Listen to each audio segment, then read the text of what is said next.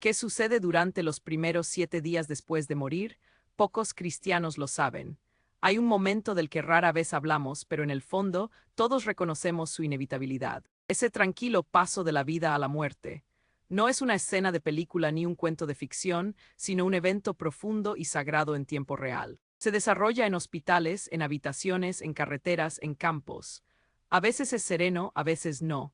Pero en ese instante en que el corazón da su último latido, cuando el aliento abandona los pulmones, cuando todo queda en silencio, ¿qué ocurre realmente después? No años más tarde, no cuando el mundo termine o cuando Jesús regrese, sino justo en ese momento, en los segundos siguientes, en los minutos iniciales y en los días que siguen. ¿Cómo es realmente? ¿Es oscuridad? ¿Hay luz? ¿Vemos a Dios? ¿Comprendemos dónde estamos? ¿Recordamos algo? El mundo abunda en perspectivas. Hay incontables narrativas, experiencias y teorías. Sin embargo, como seguidores de Jesús, no nos apoyamos en conjeturas, nos apoyamos en la verdad.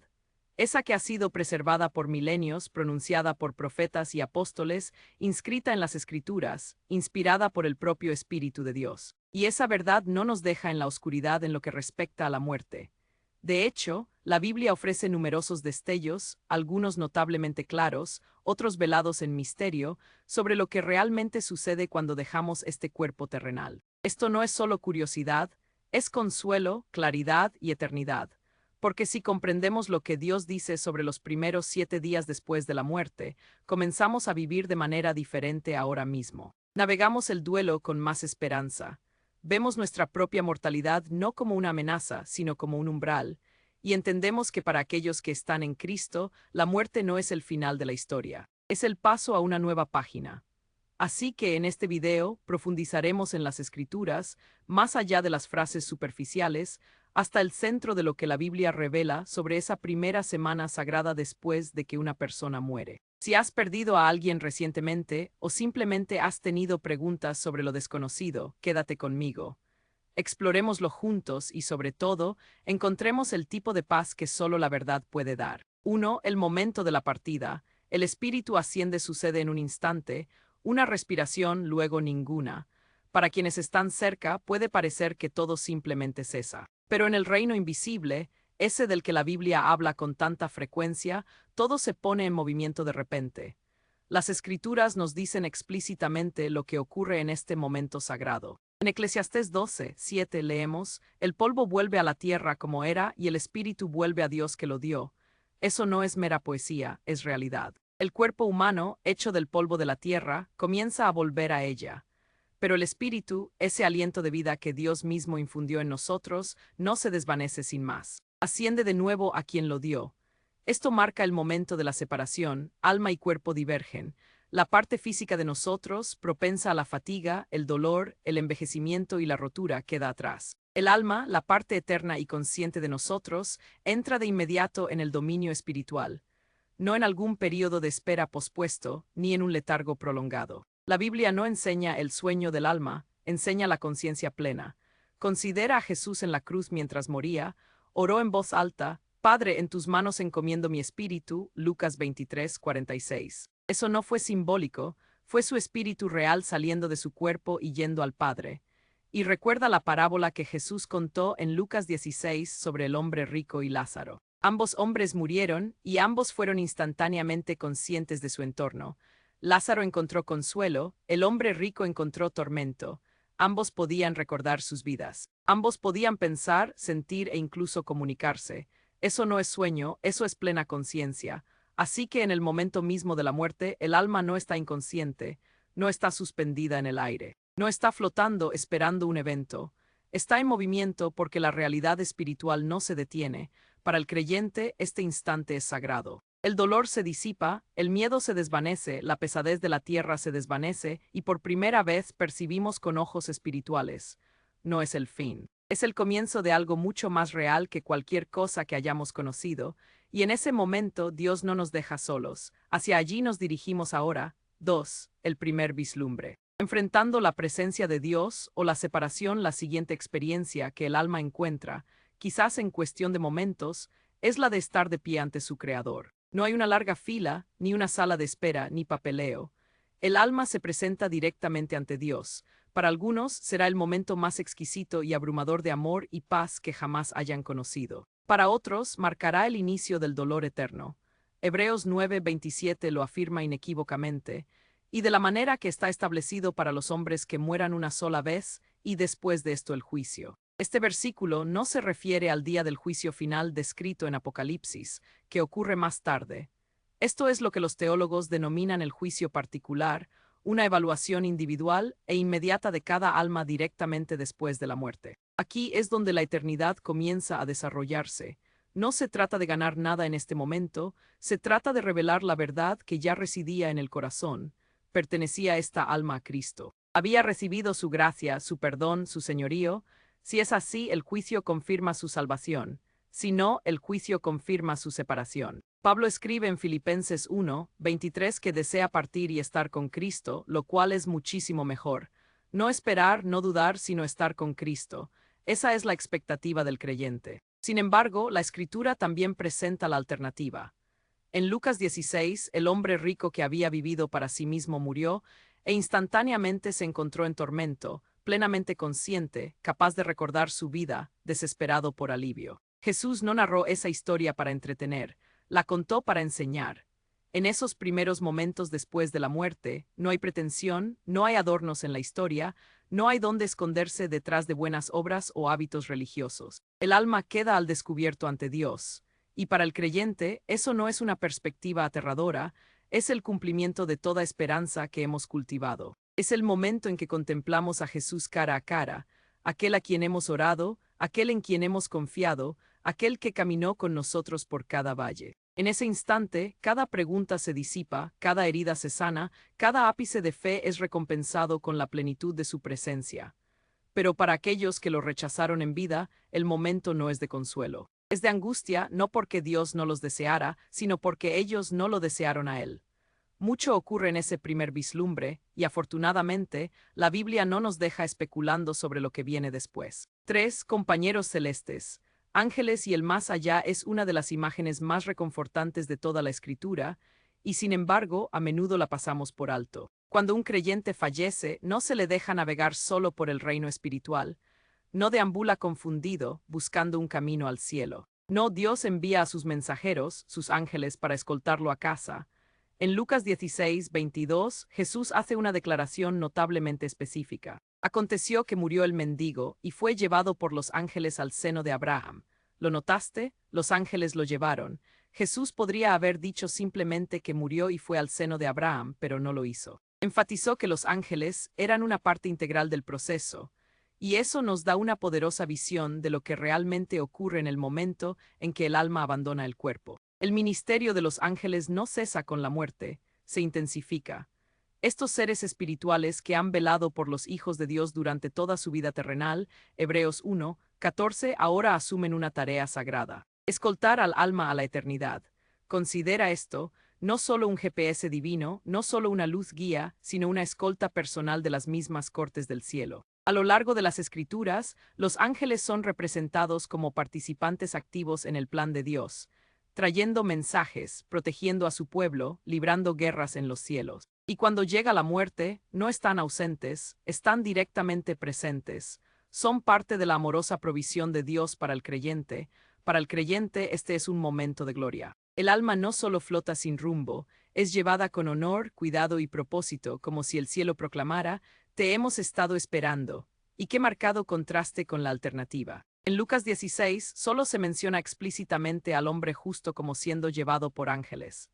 El hombre rico, que vivió egoístamente e ignoró a Dios, simplemente muere e inmediatamente se encuentra en tormento, sin escolta angelical, sin guía, solo una separación repentina y brusca de todo lo bueno. Eso revela una verdad sobria: no todas las almas son tratadas de la misma manera en la muerte, pero para aquellos que están en Cristo, aquellos que han entregado sus vidas a Él, hay un comité de bienvenida divino. Y los primeros rostros que pueden contemplar en la eternidad no son extraños, son los seres radiantes y santos que han velado por ellos todo el tiempo.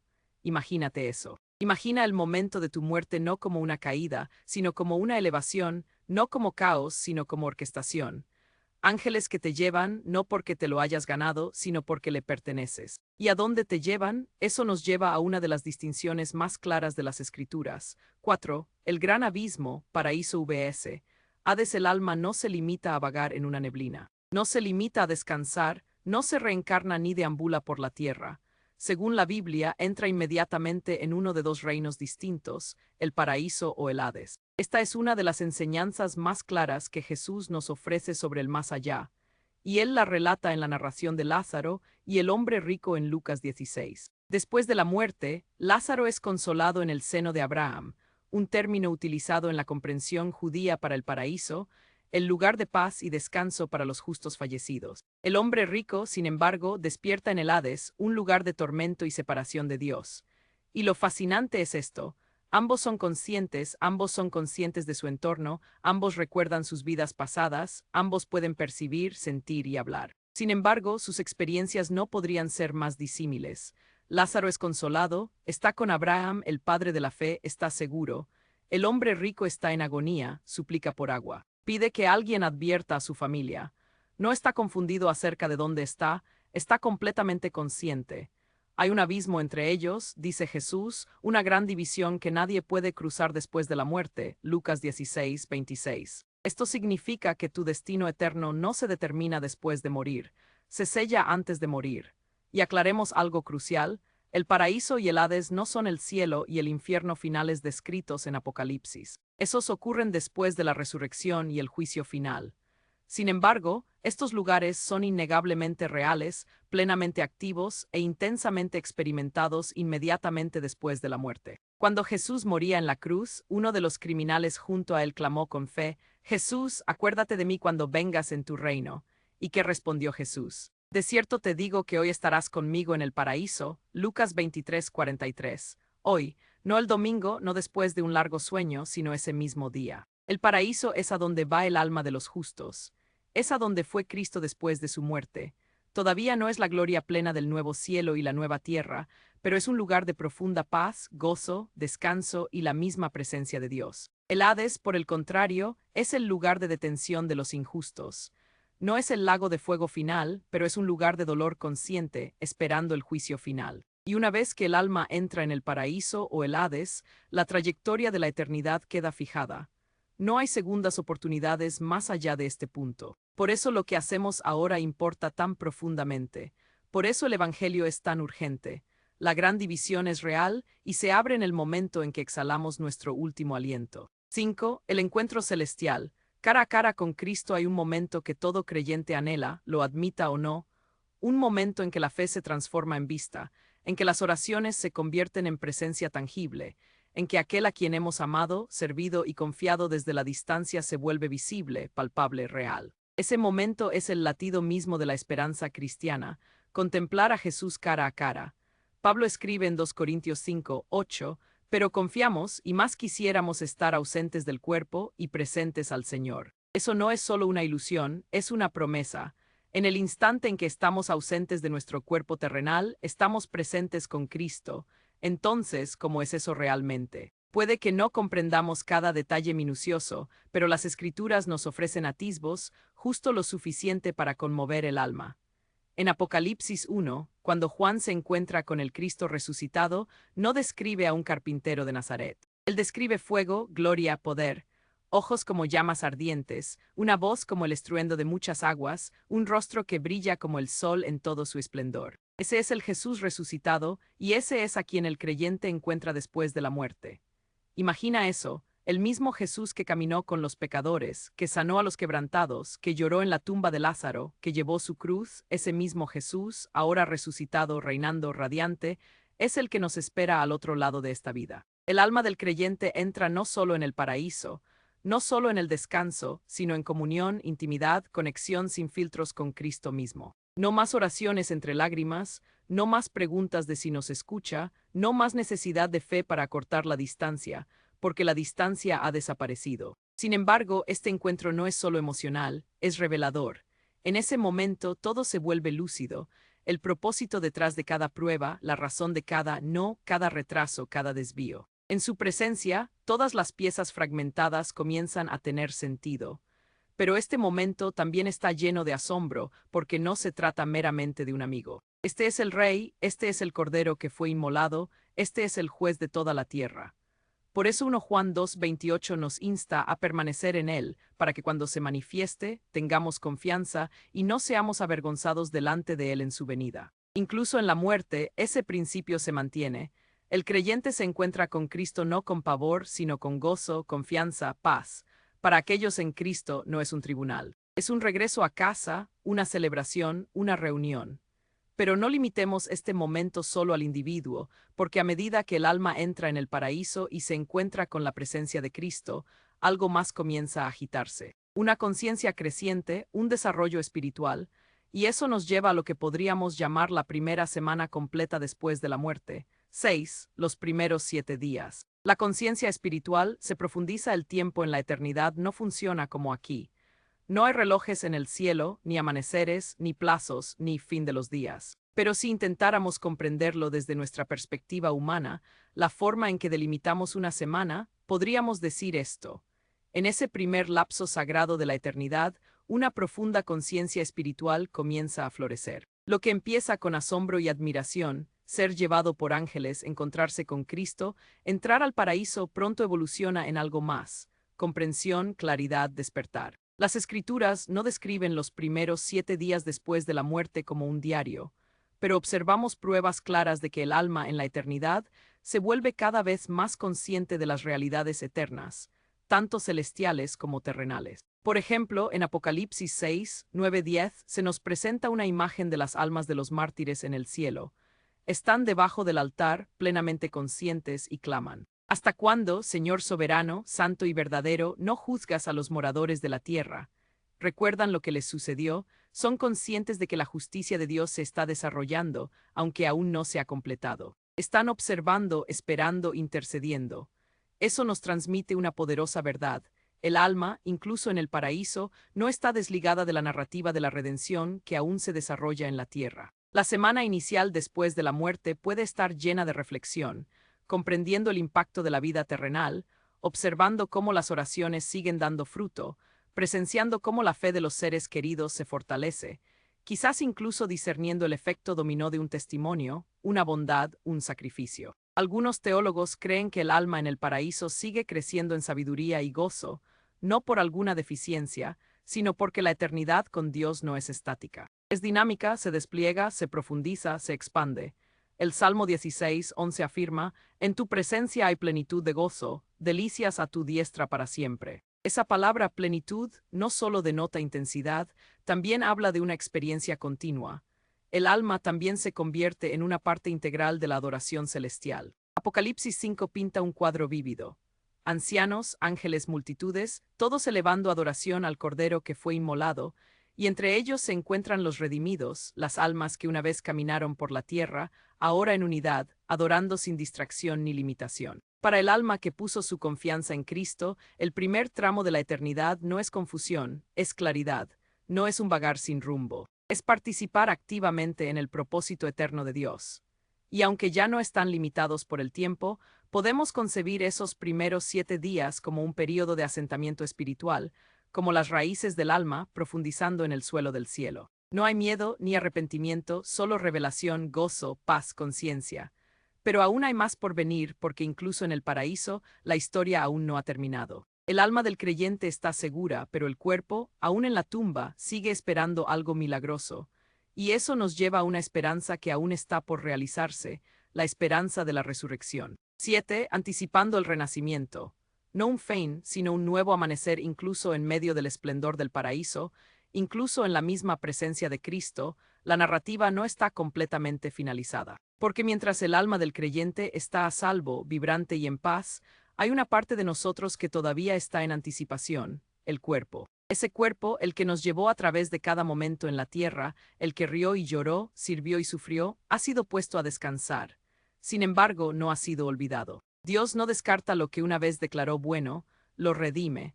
Y la resurrección es la promesa definitiva de que este cuerpo físico, aunque enterrado, un día se levantará de nuevo. Pablo escribe en 1 Tesalonicenses 4:13-16: Tampoco queremos, hermanos, que ignoréis acerca de los que duermen, para que no os entristezcáis como los otros que no tienen esperanza. Porque el Señor mismo con voz de mando, y los muertos en Cristo resucitarán primero.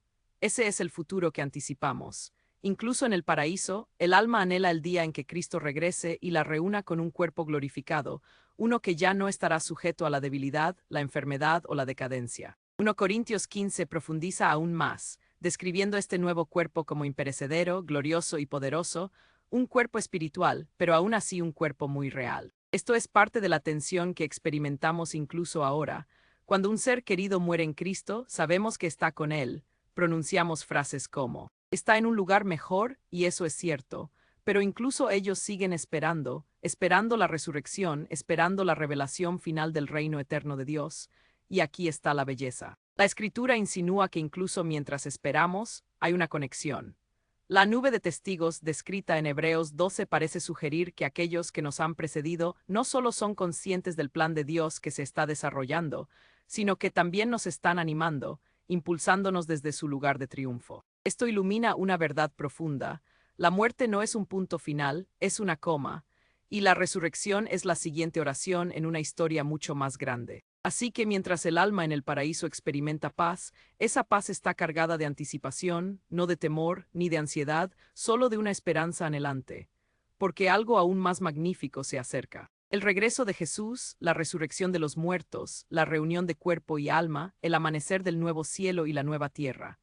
Y mientras todo eso se desarrolla en la eternidad, algo más está ocurriendo aquí, a este lado del velo. 8. Ecos en la tierra. El impacto de la muerte en los vivos mientras el alma del creyente entra en la gloria. Aquellos que aún están en la tierra a menudo se encuentran inmersos en el silencio, las preguntas sin respuesta y el profundo dolor. La silla vacía, el mensaje de voz sin abrir, el persistente dolor que aparece en momentos inesperados. La muerte abre una brecha, no solo entre la vida y la eternidad, sino entre los que se han ido y los que aún viven a la sombra de la pérdida. Sin embargo, la Biblia no ignora este dolor, habla directamente de él. El Salmo 34:18 declara, cercano está Jehová a los quebrantados de corazón, y salva a los contritos de espíritu. Esa no es una noción poética, es una promesa divina. Dios se acerca a los que sufren, no avergüenza el dolor, no nos apresura a superarlo, se sienta con nosotros en él. Cuando Lázaro murió en Juan 11, Jesús sabía que lo resucitaría, y sin embargo él lloró.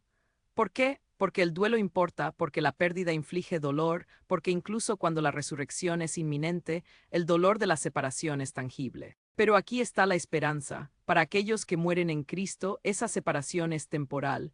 No los perdemos, los entregamos al abrazo de su Creador. Y un día, si también estamos en Cristo, los veremos de nuevo, los abrazaremos de nuevo, adoraremos con ellos de nuevo.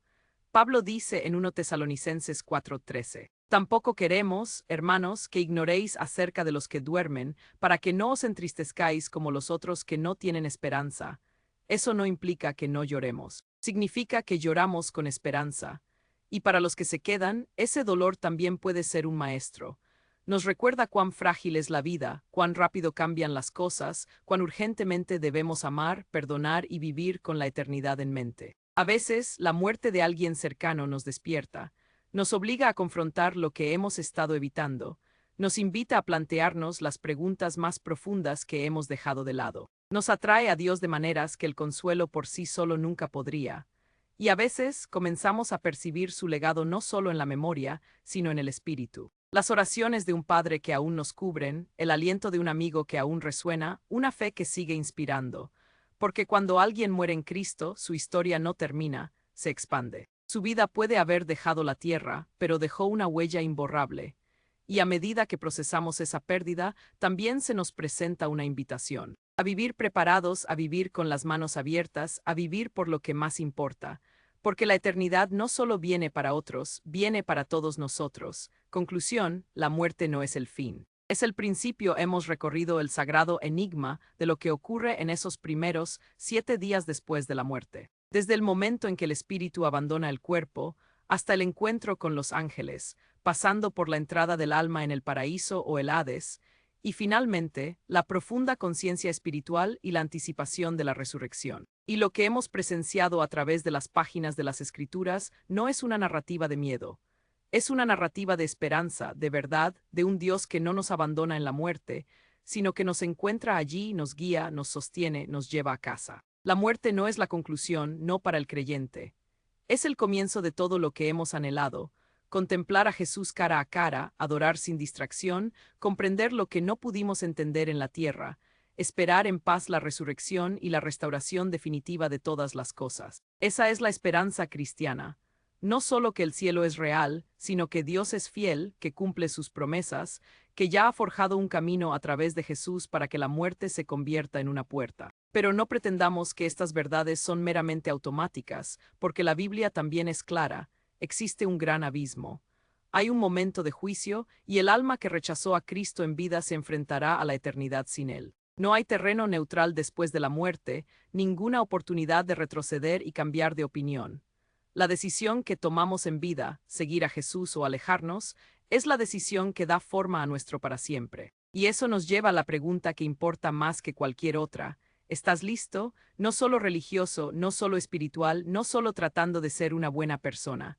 ¿Estás entregado? ¿Has confiado tu vida a Jesús, aquel que venció la muerte por ti, que pagó por tu pecado, que creó un camino para que vivas eternamente?